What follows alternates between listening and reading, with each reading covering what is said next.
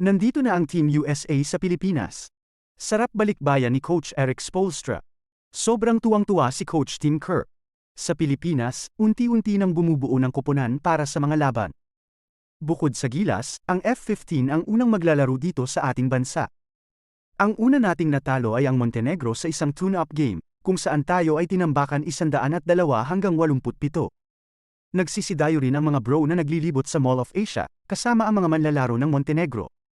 2 araw matapos dumating ang koponan ng Angola, makakaharap natin sila sa unang yugto sa ika-27 ng Agosto, 8 p.m. Naganap sa Araneta Coliseum. Sabay dumating ang Egypt at Mexico, huling tune-up game natin ito, kung saan tayo'y tinalo 84 sa 77, mga bro. Kagabi, nagdatingan sa Pilipinas ang bansang Dominican Republic kasama ang kanilang NBA players na si Karl Anthony Towns. Dinumog ito ng media at mga fans, kasama rin ang player ng Warriors. Mga bro, astig. Ang laro natin sa World Cup ay magsisimula sa ika-25 ng Agosto, ganap na 8 p.m. Ang laban ay gaganapin sa Araneta Coliseum. Malakas talaga ang team na ito dahil pinahirapan lang nila sa isang tune-up game. Talagang matitibay ang mga kalaban natin tulad ng Canada. Sayang, hindi pinayagan maglaro ang team ng Greece kagabi. Giannis Antetokounmpo lang ang natira sa Antetokounmpo Brothers, kahit na matindi ang laban nila sa Group C may Jordan, New Zealand, at United States. Ngayong araw, 5 bansa ang dumarating sa Pilipinas. Unang dumating ang Team USA, maagang nakaligtas sila sa paglipad sa NAIA Terminal 1. Si Coach Steve Kerr ay labis na excited na makarating sa Manila. Ganito rin ang naging reaksyon ni Austin Reeves na tiyak na magiging paborito ng mga fans ng Pilipinas.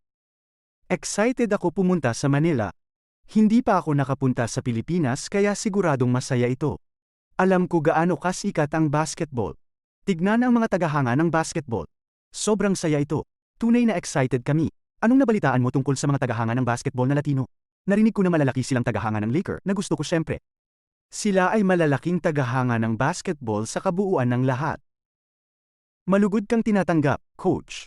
Malugod naming pinaparating ang aming mainit na pagbati sa iyo bilang bagong coach. Maraming salamat sa pagdating mo. Sumasa inyo kami, Coach. Salamat sa iyong pagdating.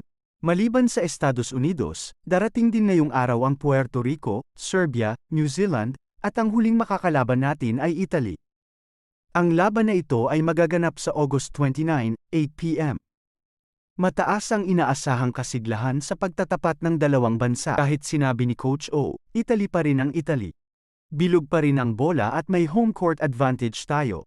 Maraming susuporta sa ating national team. Bukas, dadating sa Pilipinas ang 4 na bansa, Lithuania, China, Jordan, at South Sudan. Mga bro, abangan natin yan. Sa September 4, dadating sa Manila ang 2 nangungunang koponan na pasok na sa huling yugto, isa mula Okinawa, Japan, at isa rin mula sa Jakarta, Indonesia.